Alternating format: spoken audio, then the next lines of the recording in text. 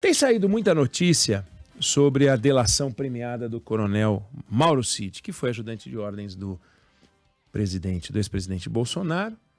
Ajudante de ordens é o Sombra, é aquele camarada que está sempre com o presidente está com dor de cabeça, ele dá o remédio, ele chama o médico se for preciso, se o presidente espirrar é o primeiro que fala saúde, né?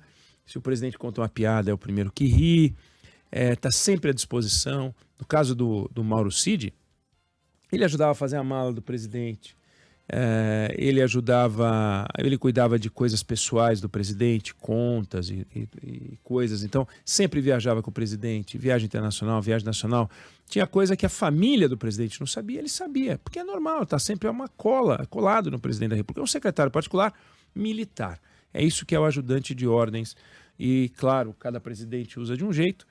O ex-presidente Bolsonaro usava o Mauro Cid muito. Então, o Mauro Cid tudo via, tudo ouvia, fazia as ligações para o presidente, atendia as ligações e passava para o presidente, cadastrava, registrava e cumpria todas as funções que pode cumprir um ajudante de ordens, aí depende muito do estilo de cada um. Sombra. E foi esse acesso, essa relação que ele ofereceu para a Polícia Federal para fazer um acordo de colaboração depois que ele foi preso no início de maio, acusado de participar de um esquema, aliás, participar de um esquema não, né? De ser o esquema, de ter viabilizado o esquema de falsificação de dados de cartões de vacinação, colocando no sistema do Ministério da Saúde, que é uma fraude, é um negócio absurdo. Aí ele ficou preso de maio até setembro. Em setembro ele fez um acordo com a Polícia Federal, prometeu entregar uma série de informações, e esse acordo foi homologado pelo ministro Alexandre de Moraes. E em seguida ele recebeu a liberdade provisória e acabou deixando a cadeia com uma tornozeleira eletrônica.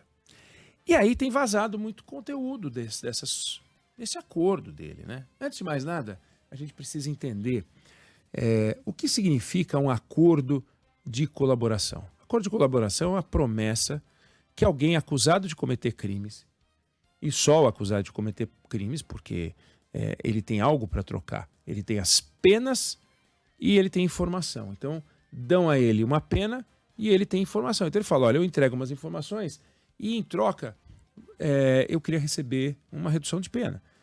E ele fica nesse acordo amarrado a entregar uma forma de chegar às provas. E o acordo foi homologado. Quando a gente ouve o acordo foi homologado, muita gente pode imaginar que o Alexandre de Moraes leu o conteúdo do acordo e disse gostei, não gostei, informação pertinente, informação impertinente. Não é isso que é a homologação. A homologação é formal. É como se, por exemplo, alguém desenhasse um carro e entregasse para um órgão para dizer o seguinte, isso aqui é um carro? Ele diz, olha, tem 4 rodas, tem freio, tem direção, tem. Ele não está avaliando se funciona bem, se o carro para, se o carro não para, se o pneu é bom, se o pneu é ruim, se o motor funciona ou não funciona, se tem ar-condicionado ou não. O princípio do carro está ali preservado? Tá. O princípio da colaboração, da delação premiada, tá. É legal? Cumpre as leis? Cumpre. É regular? É regular. É fruto da vontade do delator? É fruto da vontade do delator. Ele foi ameaçado de alguma forma? Não, não foi. E nessa hora o juiz pode chamar, inclusive, o delator para falar, me conta aqui, longe de todo mundo, tal, como é que é esse negócio aí? Ninguém te pressionou? Não, ninguém me pressionou, é fruto da minha vontade, eu quero isso mesmo e tal. Então, é isso que o juiz faz. Foi isso que o Alexandre de Moraes fez. É isso que o juiz sempre faz. De forma que a homologação não é uma chancela do Poder Judiciário ao conteúdo do que fala o delator, mas é a autorização para que a conversa, posto que regular, posto que legal, posto que fruto da vontade do delator, siga em frente. Além disso, os órgãos de investigação ganham o direito de alguns pedidos para a justiça. Olha, eu quero um mandado de busca e apreensão em função dessa informação que está no acordo, eu quero poder quebrar esse sigilo telefônico ou então quebrar esse sigilo bancário. Então, o investigador ganha acesso aos poderes da justiça pelo acordo de colaboração. Mas, volto a insistir, em nenhum momento é um referendo ao conteúdo pactuado. E a gente vai vendo os conteúdos deste acordo de colaboração e eles soam esquisitos. Não porque não sejam verdadeiros, porque não tenho aqui meios de avaliar se são verdadeiros ou não são verdadeiros.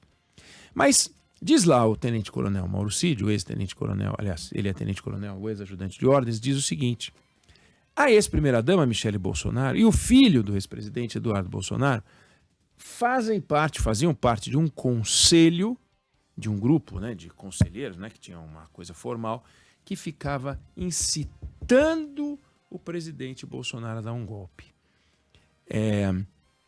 Veja, o golpe de Estado é um crime. Agora, na Lava Jato, a gente se acostumou a ver vários acordos de colaboração negociados pelo advogado do delator com os procuradores, com o Ministério Público, outros foram fechados pela Polícia Federal, mas quando você ia ver, muitas das informações não conseguiam encontrar o elemento de prova. E aí a delação, a colaboração caía por terra. Essa do Mauro Cid, como eu falei, foi fechada pela Polícia Federal. O Ministério Público não queria. Já estava achando isso meio esquisito. E tem deixado muito claro que não aposta nessa delação. O subprocurador-geral, Carlos Frederico dos Santos, que está investigando os ataques do 8 de janeiro aos prédios públicos de Brasília, ele deu algumas entrevistas nos últimos dias falando sobre esse acordo. Olha o que ele falou para o jornal O Globo, eu fiz questão de anotar. Abre aspas. Não faço críticas à Polícia Federal, mas meu olhar é do órgão acusador. Explico. Só o Ministério Público e a Polícia Federal podem fazer acordo de colaboração, mas apenas o Ministério Público pode fazer a denúncia. Então ele diz, o meu olhar é do órgão acusador. Só ele pode fazer a denúncia. Se não tiver materialidade, o Ministério Público não deve fazer a denúncia. Mas aí vem, não faço críticas à Polícia Federal nem a quem firmou o acordo, mas meu olhar é do órgão acusador. E nessa perspectiva, posso afirmar que ali há só narrativas e não há robustez para o oferecimento de denúncia. Então a gente vai lendo as notícias, acompanhando o noticiário. A mulher dele fez isso aqui, o filho dele fez, ele fez, o outro fez. E o Ministério Público, que já denunciou um monte de gente, olha e está falando, olha, desculpa, mas eu não estou vendo, só vejo narrativas, não vejo robustez para o oferecimento de denúncia. Não é o juiz, não é o advogado do Bolsonaro, que não é o advogado do Eduardo Bolsonaro, não é o advogado da Michele, é o órgão acusador, é o Ministério Público que está dizendo, olha, não enxergo, não enxergo. A Polícia Federal fez o acordo, o Alexandre de Moraes sancionou, o Ministério Público está em dúvida. E se essa visão do Ministério Público prosperar, o que vai ser desse caso? Ele vai virar pó.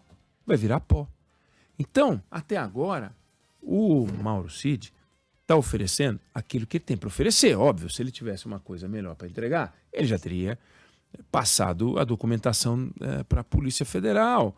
E, aparentemente, o que ele tem são coisas que ele ouviu. Como eu disse, ele, como ajudante de ordens, tudo via, tudo ouvia, documentos que passavam pela mão dele. Então, tá bom, mas os documentos passaram pela mão dele, mas ele não reteve. Até porque não deveria, não poderia, não seria razoável, mas o que ele ouviu está na memória dele, mas não está documentado. Ele gravou, porque se ele tivesse gravado, ele estaria agindo de má fé, né? Uma coisa meio bizarra ele gravando. Então, temos uma situação estranha. Um camarada que está preso por por 2 crimes, né? Ele vai responder por pelo menos 2 crimes.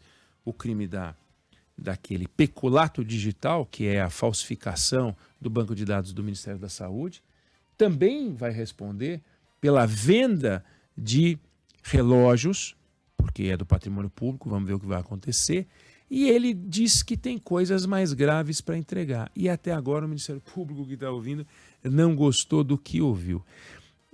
Na Lava Jato isso aconteceu demais e eu acho que a gente tem que tomar muito cuidado, razão pela qual eu trouxe isso aqui, porque a gente dá com razão e destaque o que ele diz, mas é preciso colocar em perspectiva para a gente não ficar achando que porque ele falou, as coisas são uma verdade absoluta. A verdade da justiça não basta que seja verdadeira, ela tem que ser evidenciada, tem que ser provada. É isso que interessa. Eu não sei se você concorda ou discorda, mas essa é a opinião que eu tenho sobre o assunto.